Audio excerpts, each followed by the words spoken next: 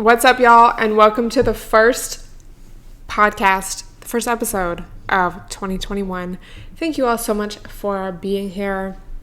This is the Stella Ray Herself podcast, in which we discuss tea, current events, vibes. If you can think of anything else to describe, let me know.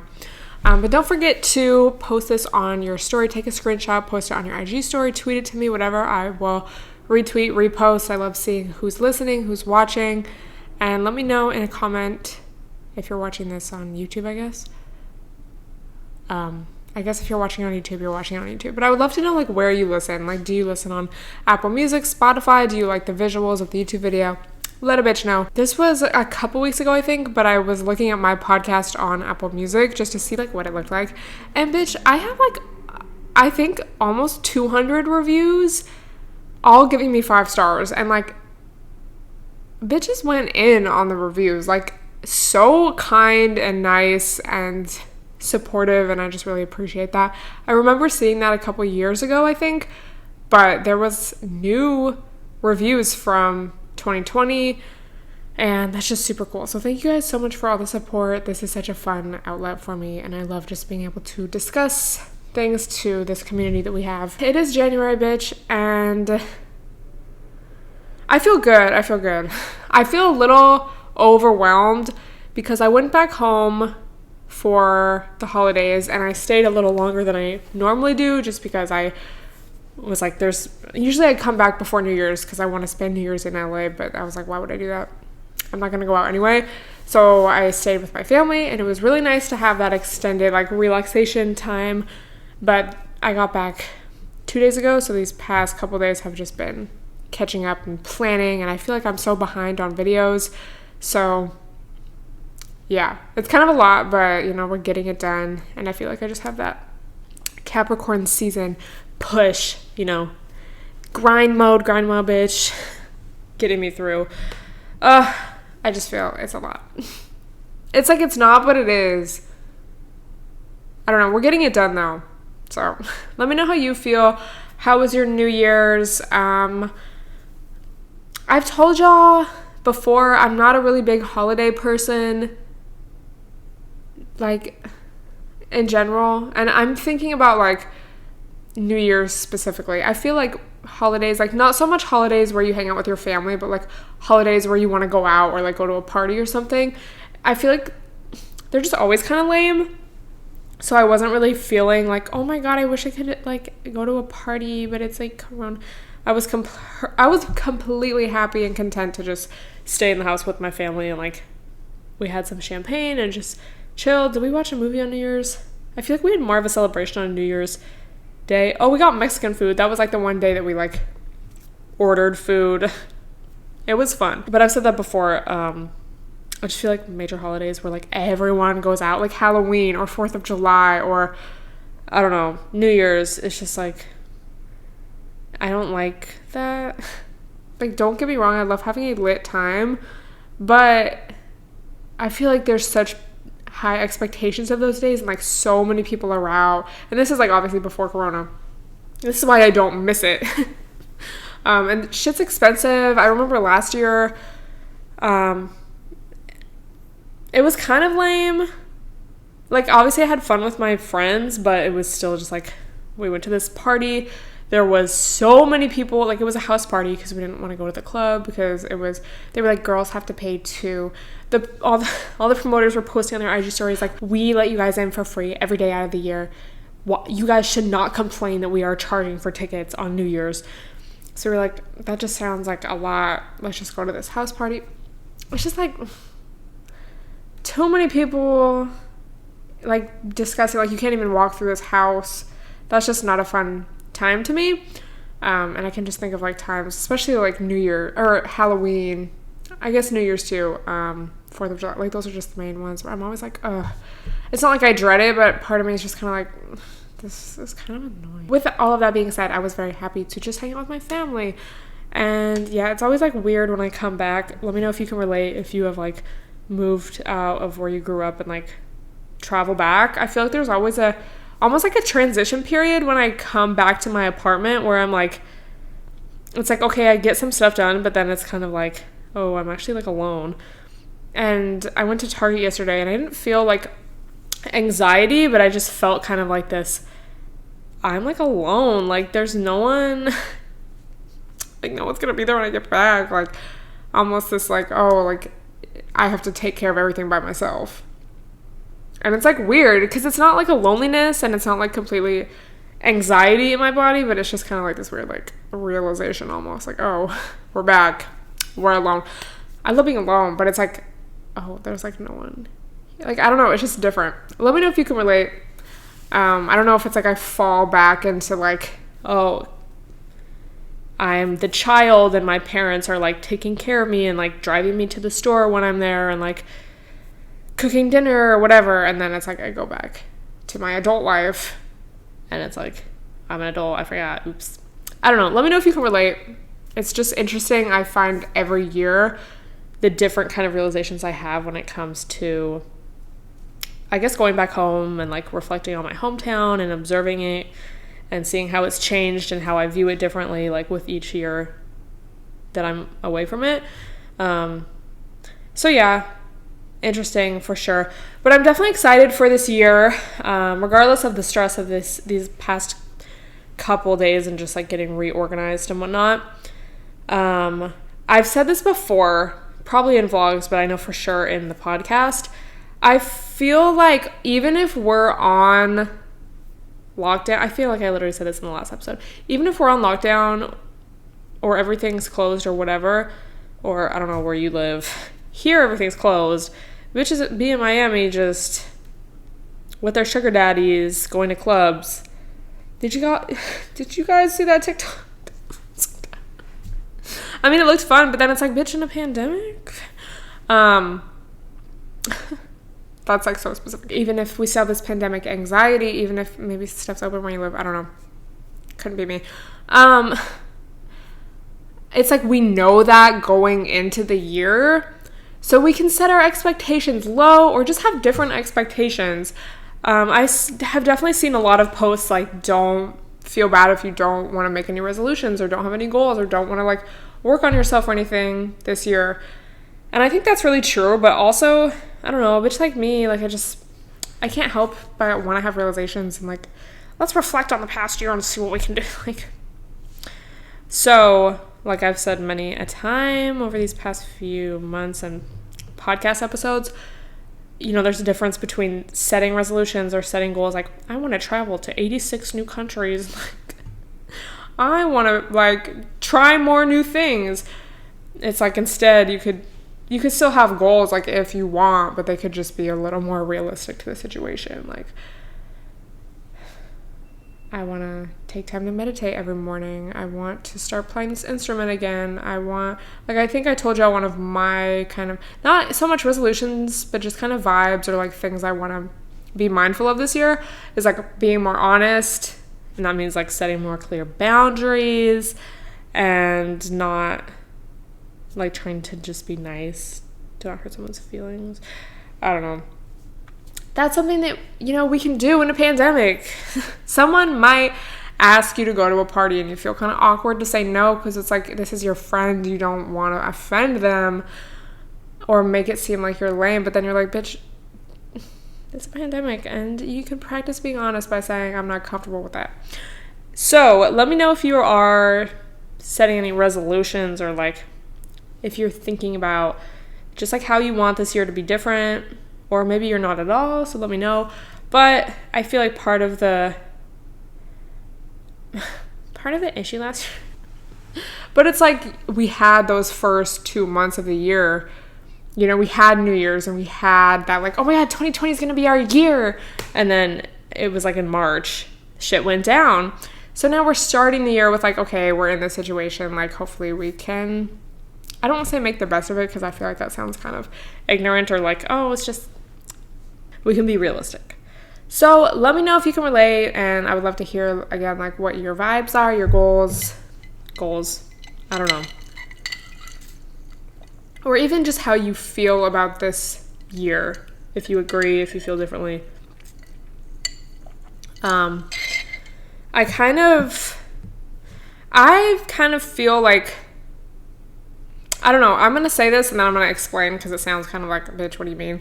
But like, I kind of feel like I want to do whatever I want this year in the sense of, let me know if you can relate. I feel like 2020 went by so fast and it's like the days were so long, but then the year itself just flew by. Like it's almost about to be March again.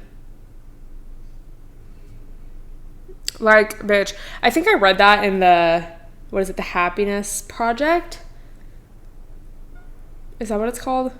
I think so. Let me know if you guys read it. It was really popular like a few years ago. But she says something like that, like the days are long, but the years are short.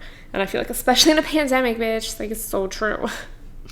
But it almost made me realize, you know, in this kind of time of year, beginning of the year, end of the year, where we're reflecting and like just kind of thinking about how the year went and thinking about the upcoming year, I really realized like it's just like if you don't do it now, when are you going to do it? And for me, that's like a cat. You know, it's like I was always waiting for the right time, or like, oh, I mean, some of that is like I wasn't necessarily ready to take on that responsibility, but also just like, okay, bitch, if you don't do that now, like there's not going to be a sudden right time necessarily where it's like, okay, like someone flies down and like tells you like, okay, like you're just going to have to do it. And I find that to be more and more true with just everything in life. And then also just observing other people, like, I don't know, maybe people who have kids or people who like decide to get engaged. It's almost like this realization that like these either big life events or even just smaller decisions or just, you know, changing your life in some way, like it's not always necessarily just going to happen. You actually have to make it happen. And I just feel like my personality, who I am, like I am someone who wants to be very, I guess, just secure. And like if I'm going to make a decision, I have to have researched it so much and like truly know that I want to make that decision. Like I just think of Accutane. Like I probably wanted to go on Accutane for over a year, I want to say, before I actually like decided to take the steps to do it. Like I just have to be so sure about something. So in some ways that's kind of a blessing because I'm not very impulsive, which maybe you're someone who is. So maybe you have a completely different view about this than me, which I think that's so interesting. Let me know if you do. But it also kind of prevents me sometimes from like trying new things or like doing something that may actually bring me happiness or joy. Like, I don't know, having a cat or I don't know, what's something else? But you know what I mean? Like sometimes you just have to just do it. Fuck it. So I kind of felt that way. Oh, or like a tattoo. Like sometimes I'm like, I want to get like my whole arm tatted. Like that'd be so cute. And then I'm like, I don't know. I mean, it's not like I want to be more impulsive or anything, but I guess I just want to continually remind myself throughout this year that just like, if not now, then when? If not me, then who?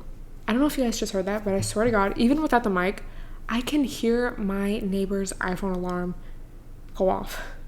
It might be their like ringer, but it's just weird because I feel like I never really hear my neighbors unless they're like in the hallway or they slam their door really loud because these doors are like heavy. It's kind of like, be careful.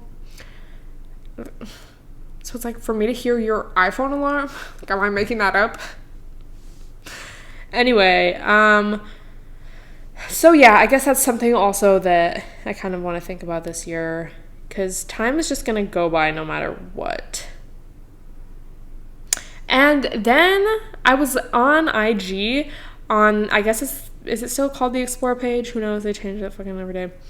But it was like this, it was like either this plastic surgery little IG or like just like a injectables IG. But they said something like, oh, people say like all those fillers are going to change your face or all that Botox is going to change your face. And then their response is like, your face is going to change naturally in time anyway. And I really like took that as almost a metaphor for like life, you know, like I feel like at least for me, I get very comfortable in like the way things are, the way my life is going, whatever. It could be like anything, just in general, how my life is going. And taking that step, taking a risk or making a life-changing decision or whatever, it's like, oh my God, I don't want things to change. But then it's like, life is going to change anyway. And so you can't be so attached to the moment that you're like scared to fucking get a cat, bitch. You know? And again, that's not to say be impulsive or irresponsible with your decisions. And I do know for myself I'm always going to feel the best when I am very sure about a decision before I decide. But it's like life is just still going to go by. Life is still going to change. Like, if you want to do something, you should just do it. And it's easier said than done. But what a great metaphor. All that Botox is going to change your face, bitch. My face was going to change anyway. I was like, whoa. I'm thinking about this, like, deep. Anyway, what should we talk about next? Fuck, there's so much I want to talk about. Okay, well, like, not really. Kind of. It's 1:11, bitch. Okay, so I wanted to talk about this TikTok that someone sent me. They were like, please. No, they were like, I think they just, I don't know. I remember responding though and saying like, I'm gonna talk about this. So, no shade to the girl who made this TikTok, but I think it's an interesting idea. Hi, so playing from Stella Ray herself. Okay, I'll just disconnect. Duh. Hi, so I see a lot of like celebrity exposing videos on how rude some celebrities are, and I want to let you guys in on a little celebrity secret too. So I live in Los Angeles and my boyfriend works for a private restaurant for celebrities and business people, like the big people, you know what I mean? And he told me something that he heard that makes a lot of sense. So a lot of celebrities are into like manifestation and just their energies are really high and just way different from the average person. And when you have an energy like that, you want to protect it. So sometimes when you see celebrities that won't even acknowledge you, let alone say hello, take a picture with you, they won't even let you in their bubble. And that is because they're protecting their energy. Because whoever you let in your energy field can throw your energy off, and they're not about that. So a lot of celebrities that do that are just protecting themselves, but there's also celebrities that are just straight up assholes. You never know anyone's intentions, so I wouldn't want people coming up to me either. So, it's like yes and no. I feel like, where do I even begin? Okay, so part of me feels like this is kind of like that I like idolizing celebrities, or like thinking that they're not human, like putting them on such a pedestal. Oh, they have a different energy than me. They're vibrating at such a higher frequency. But then I do agree with her, like in the more literal sense, I guess. Like you don't want to talk to everyone, dude. I think it just is like celebrities are people too, and like I can't even imagine everyone recognizing me, or like not even being able to walk down the sidewalk without being like bombarded. Like y'all saw Justin Bieber's documentary, the original, what was that one called? Never Say Never. But you know, like I just think of that, like the girls screaming, chasing, like it's like they don't even think of him as a human, like he's just like this thing that they want to take a picture with. Like I don't know. So part of me is kind of like, yeah, not every celebrity is like has to be nice or has to like be kind. And I was actually just watching this Daniel Radcliffe interview from like a year ago, I think, but he was talking about how it was just like a little clip from the interview, but talking about how he became so dependent on alcohol because like if he would ever go to a bar or a nightclub, so many people would recognize him, especially in London, so he would just drink to like not feel self-conscious, but then he'd be like, oh, people are looking at me because I'm drunk, so he would drink more. And you know, he made a really interesting point, and like not in an annoying way, because you know, like when celebrities, especially like, I don't know, I think of the kind of celebrity like a Kardashian, or like kind of like almost a social media celebrity, like, oh my god, it's just like so hard, like I didn't get to go to prom, it's like so hard. And it's like, okay, yeah, but like no one wants to hear that. But Daniel Radcliffe kind of explained it in a way that was just like, I don't know, he just seemed very like humble about it, and like, yeah, you know, you don't, like people think that you want this, and like you should be happy and grateful and ecstatic about being famous all the time, and you're never allowed to like be annoyed or like not want it. It's like, you should be grateful that you're in this position. And then he says that luckily for him, he really actually enjoyed his work, so it made it worth it. But then there's some people who don't, and they're just kind of thrown into it, and then they have all this fame, and then they have to keep doing it. He said like something about being the breadwinner of the family, even at like a young age, and you just have to keep doing it, but you might not even like necessarily what you're doing. Anyway, so I thought all of that was very interesting. But yeah, there's just this like, we live in this culture that it's like capitalism. It's fucking, oh, this person is rich and famous, therefore they're like better than me. Their vibration is higher than mine. They're into manifesting. That's why they have this life. You know, it doesn't really take into account like privilege. I think there's a lot more, there's just a lot more like realistic things or reasons why like a celebrity isn't necessarily polite all the time to their fans. And I've talked about before how I feel like we're almost witnessing kind of the fall of celebrity culture with social media. You know, social media is really cool in the sense that it can make celebrities seem a lot more personable than they are, but then it's also like, we can see how dumb some of these people are and like how uneducated they are, and like when they speak their minds or even don't speak out about certain issues, it's like, oh, you're actually like a dumb bitch. You actually don't know what's going on with regular people. You don't care. You're just ignorant to it.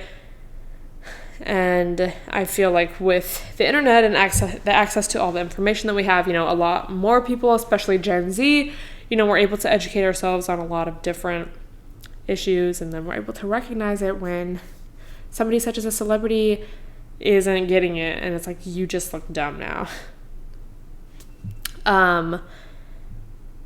So it's cool in a lot of ways, because, you know, I remember growing up without social media, like elementary school, middle school, you know, you would just see celebrities in magazines and tabloids on TV, and they did seem like this just like special, like beautiful, like, oh my God, just like so different from a regular person. Like I remember we didn't have cable. We had cable for like a year, but we normally never had cable. So whenever I did get a chance to watch like Disney Channel and whatnot, it was always at my grandma's house. And I remember like every summer when I would go stay at her house, we would watch Hannah Montana. And I remember thinking like, oh my God, like does Miley Cyrus like wipe her own butt? And I just like imagine, I was probably like 7, 8 years old. And I just like imagine like, yeah, she probably someone does that for her. Like, like I actually thought that as a kid. Like celebrities didn't wipe their own butts. Like not as a joke. Like I literally like thought that. It's like, oh, probably someone like waits on them all the time. And then it's like, okay, most of them actually, not that they live normal lives, but it's like they just live in a house. They're like human. And you see all the like Hollywood like special effects in the sense of just like the magic of like beauty and like angles and editing. But then when it comes down to it, like there's still a person underneath that. And it's almost like I'm realizing that more and more, especially as like as I got more into this space and just realizing like, oh, I look different at every angle. We only want to post our good angles, and then it's like, think about TV and magazines and not social media, but like media, I guess, like more traditional media. Yeah. Anyway, so it's like they're probably just having an off day. Like we need to stop worshiping celebrities because so many of them are like dumb. It's like, okay, yeah, maybe you're pretty, maybe you're a talented musician, maybe you are good at a sport, but that doesn't mean like you need to be idolized in that way. Like, what are you actually doing? So many people are so stupid. Dude, this is a little off topic from like the TikTok, but kind of goes with what I am talking about. I've also kind of realized that about guys, and I feel like I've talked about this before, but just how I feel like I'm glad, but it's like you can kind of see into the minds of a lot of dudes on social media, particularly Twitter, and just how little respect they have for women and like how they still view relationships as just like this patriarch, like, oh, if my woman doesn't cook for me, if this female doesn't cook for me, it's like, bullet dodged. Maybe I thought you were cute, but then I read your tweets and I'm like, oh my god, like, this guy's an idiot, like, not gonna waste my time. So that's like good. But then it's like, damn, I don't want to talk to a lot of you because you're like either just stupid or you're homophobic or you're misogynist or like whatever, you know. So dumb. But it's like, we're glad. Expose yourselves, fellas. Yeah, so I would love to hear your thoughts on this TikTok, and I guess if you do believe celebrities vibrate on a higher rate. Like, that's almost getting a little too conspiracy theorist for me as well. Like, it's like, I think we just live in a society that worships wealth and beauty and youth and material items, and I think a lot of people would do anything to get to that. So if you're able to almost glamorize it and look at it in a way, it's like, oh, they're vibrating differently, it's just because they believe in manifesting, and not like, okay, well, maybe they have had to like a fucking billionaire. You're not really looking at like how many people they've had to exploit, or like, you know, how much wealth they're hoarding, or just like that side of it. If you got a stimulus check, you should not be defending billionaires. Anyway, I would love to hear your thoughts on that. But now we're going to get into something I'm so excited about, which is a new book I started. Bitch, another one of my goals this year, I guess. I'm not setting it as like, I want to read this many books this year, but just in general, I guess it's like, in order to set goals, you need to be specific. But I'm going to try to read a book a month. Let's say that. So this is my first book of the year. Yay. It's called Attached. I actually saw this on TikTok and someone shared a fact from it. If y'all remember, I was talking about attachment styles in a Vlogmas, and then I just happened to see this TikTok. Shout out to them for listening to my conversations with myself. And in the TikTok, he just shared a fact that was like, people with anxious attachment styles are more likely to be attracted to or in relationships with avoidant attachment style people, and like vice versa. So that's why it doesn't work out, because you're just in this continual loop of like tug and pull. Anyway, so I've read probably a pretty good amount of it. It's very interesting, and it kind of reads like Come As You Are. Not necessarily in the tone, but just in the sense of like almost the style of it. If you've read Come As You Are, it is one of my favorite books. Literally, if you are interested in sex, have sex, want to have sex, at like in any capacity, read that book. It's literally like, it's life-changing. Bitch. Oh my god. But that book contains a lot of little examples and like little stories, and just, you know, it provides real life context, I guess. And this book does that. It's very interesting to read and like captivating while still being informative. Yeah, I'm a good reader, but it's like, I want something that can hold my interest, because I do be having a short attention span, unfortunately. I used to read so much. So this, like, I was able to read a lot of it without stopping.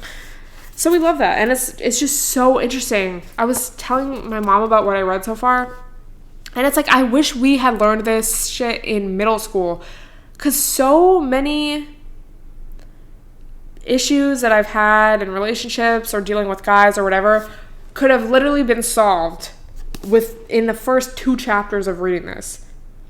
So let me just share. I did write a couple notes on this sticky note just so I would know.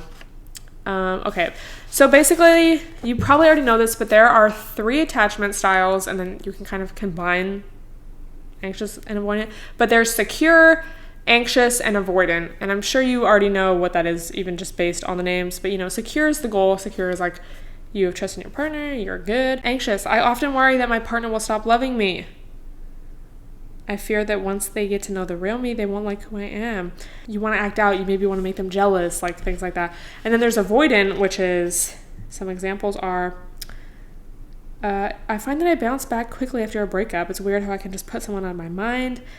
My independence is more important to me than my relationships. I prefer casual sex with uncommitted partners to intimate sex with one.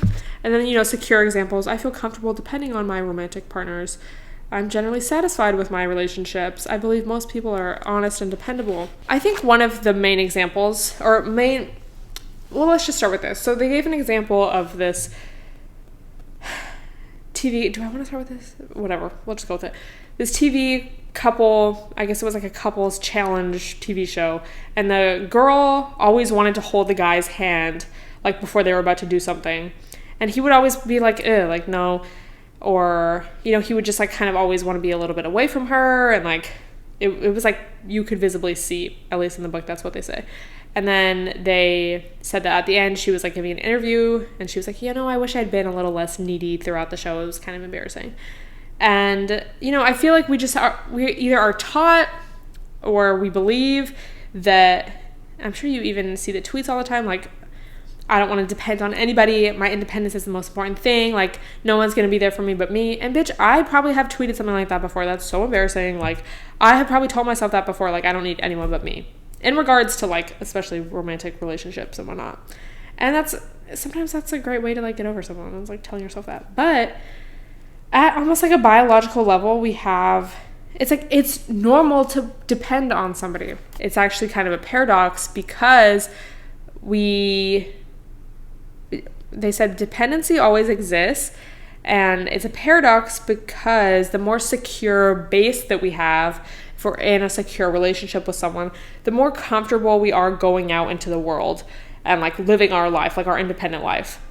Versus if you're in an insecure relationship or a relationship where you're always questioning it, there's all this drama surrounding it, you're going to go into the world kind of feeling insecure. Like, you're always going to want to check up on them. And this is kind of more for like an anxious attachment style, which, bitch, I definitely thought I was more avoidant. And this book is making me realize maybe I'm anxious avoidant. I feel like I'm definitely more secure now. Like, they had a little quiz at the beginning and I definitely got the most points for secure. I've come a long way, bitch. But I feel like I definitely use like the examples. I was like, ooh. Probably a little mix of anxious avoidant though. So there was a study done where the mom brings her baby into this room with toys, and if the mom's just sitting there, the baby will like check to make sure that the mom's there and then like play with the toys by themselves. And then if the mom leaves, I forget what the secure attached baby does. The secure attached baby will cry, then the mom comes back, holds them, and they're like good. And then the anxious attachment baby will like cry and cry and cry, and then if the mom comes back, they'll like keep crying even though the mom's back. And then the avoidant attachment style baby will like not show any distress when the mom leaves. But there have been, like, they were able to prove that still the heart rate went up. They were still in distress even though they weren't showing it. So if our attachment figure, which, you know, is our caretakers, parents, whatever, when we're little, and then our partners, like, later on in life, if we have a secure attachment with our attachment figure, like, it actually gives us more independence. I was like, that makes so much sense. And then they gave this story of this girl who was, like, so just confident and, like, had her shit together and, like, just, like, self-love, whatever. And then she got into a relationship with this guy that was, I guess, more avoidant. So, like, he... You know when they just kind of like pull back, like they're always pulling back. It's like, it's not you, bitch. It's them and their avoidant attachment style. And so she became obsessed and like she was unable to, I guess it was like one of the author's friends. She was like unable to like hang out with them because she would always be wanting to talk about him and always wanted to be checking up on him. This was the early days of the internet, but she was still able to like stalk him online and like find him in chat rooms and like pretend to be someone else, like when you make a fake IG account to like see if they'll follow. And then, so it's like, I guess she broke it off with that guy, and then she got into another relationship with a guy who, like, they just had a secure relationship, and so she rarely talked about her relationship, and not because it was tea, but just because there was no drama surrounding it, and she felt secure, so she didn't have to constantly be thinking about it, and constantly, like, wanting people's advice, and, like, I was like, bitch, I've literally been in that situation. Like, both. Like, if you're in a relationship with someone and it's good, it's like, okay, maybe you'll share, like, oh, they did this nice thing for me, or, like, oh, we're gonna do this, or, like, but you don't, it's not, like, constant tea and drama and just, like, oh, my God, guess what? Like, versus If it is, bitch, that's like all you want to talk about, and your friends are asking for updates, and you're like, should I try this? Like, oh my god, let's just drive past his house. Let's just like, will you watch his story for me? Like, you gotta catch it. And it's just like, oh my god, that makes so much sense. So then it gave this chart. This is why I love this book. I think that's kind of why it reminds me of Come As You Are, because there's all these little like just graphs, and like we love a chart, you know. We love a visual. But bitch, did I lose my fucking spot? I think it was here. But a chart of like ways to spot someone's attachment style without directly asking them, and if they are avoidant, what was it? Uses distancing strategies, emotional or physical, emphasizes boundaries in the relationship, mistrustful, fears being advantage of, doesn't make their intentions clear, has difficulty talking about what's going on between you, sends mixed signals, values their independence greatly. If they're anxious, they want a lot of closeness in the relationship. They experience insecurities. They're unhappy when not in a relationship. They play games to keep your interest. Acts out. Is preoccupied with the relationship. Suspicious. And then if you're secure, you know, you can communicate issues well. You can reach compromise. You're not afraid of commitment or dependency. You don't view the relationship as hard work. Naturally expresses feelings. Doesn't play games. Reliable and consistent. So little things like they said, if they always walk a step ahead of you, like they're just trying to create that like physical distance. If they don't want to hold your hand, physical distance. This one guy would like not follow me on Instagram, which was just like so weird to me, because it was just like, it was weird. Like he would show me his Instagram and I'd be like, why don't you follow me? And he just would like not say anything. Now I know. Avoidant. Yeah, I just think it's so interesting. And then it's like you can take it less personally, because it's like, why are they acting like that? That's why. Bitch, this book would have saved me so much. Like, so then they, again, I haven't read like too much of it, but then they said, you gotta rephrase your thinking from do they like me to should I invest emotionally?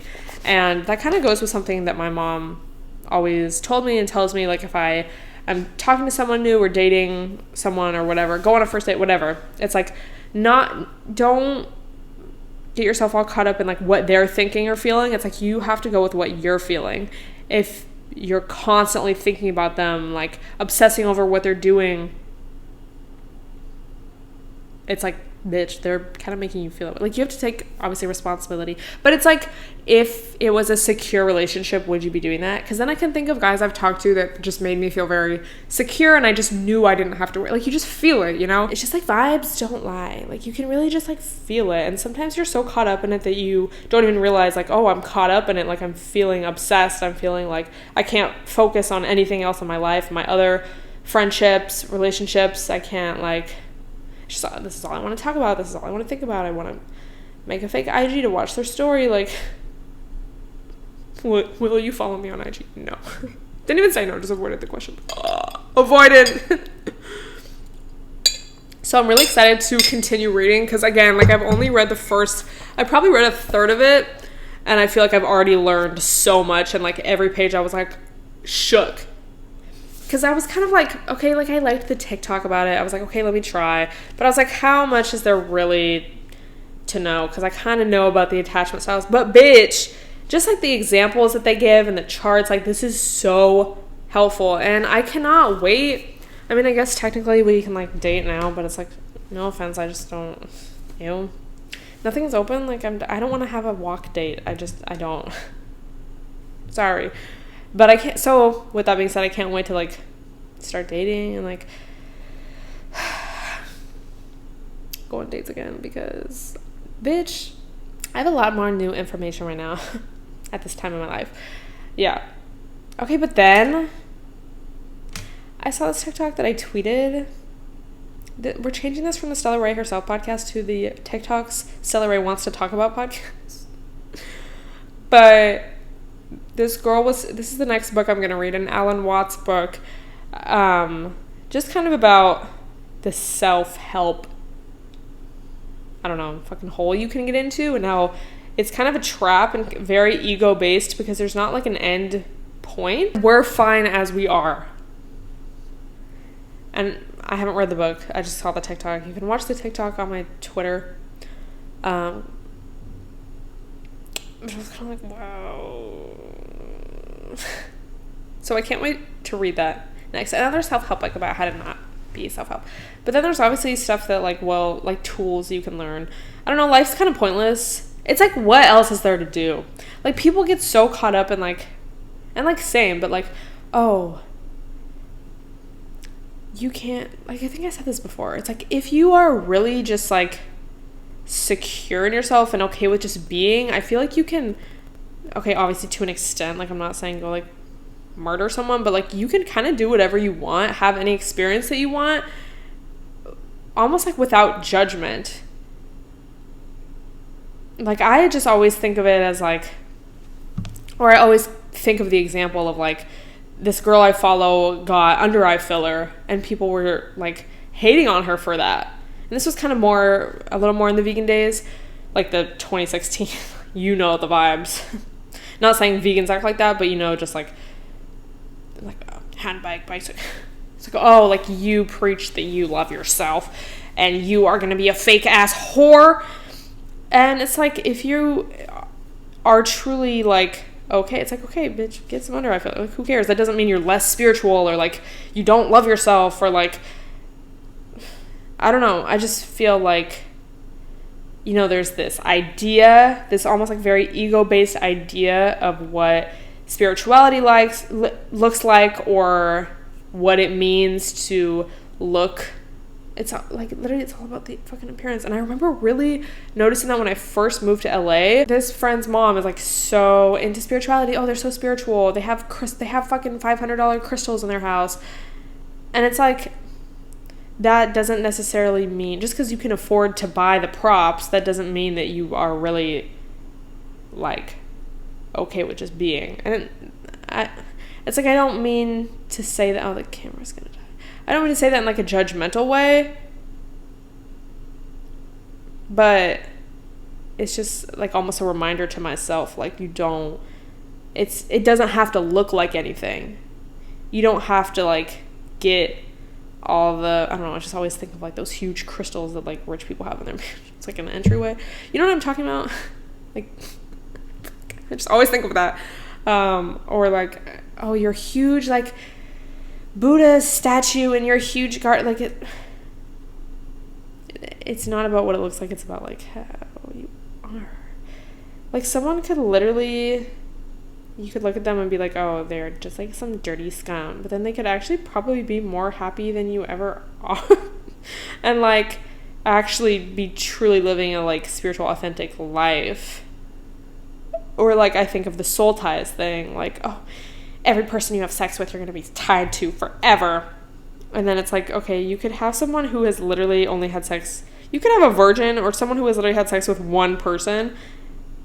And then you could have someone who's fucked 2,000 people, and maybe that person is, you know, actually living a more spiritual, fulfilling life because they're being their authentic selves, and they're not like living, like walking around with this judgment of themselves and others, and like, you know, it's just like, it's all about just being.